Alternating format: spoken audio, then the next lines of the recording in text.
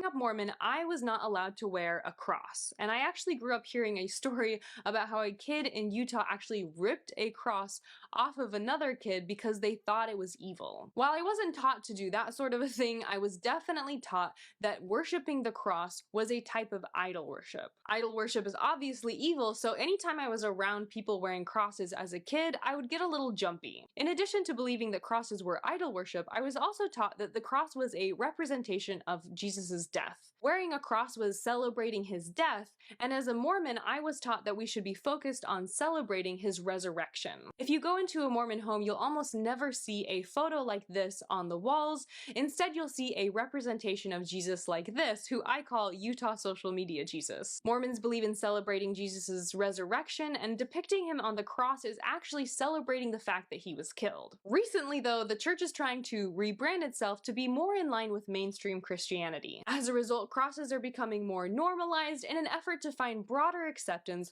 which will make it easier to get Christian converts.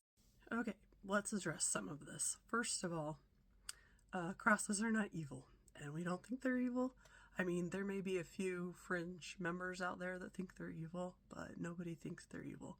A lot of the reason we don't use crosses in our worship actually came about because back when Joseph had his revelation and began the church, a lot of our converts came from Protestant beginnings, right? And they were separating themselves from Catholics, and the cross was seen as more of a Catholic thing.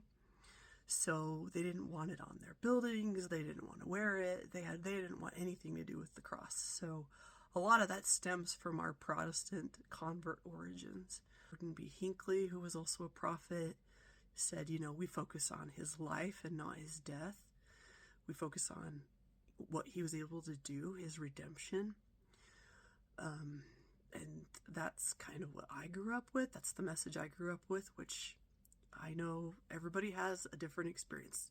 This Alyssa clearly had a different experience, and I am not belittling that experience. If she had a terrible experience, that's too bad.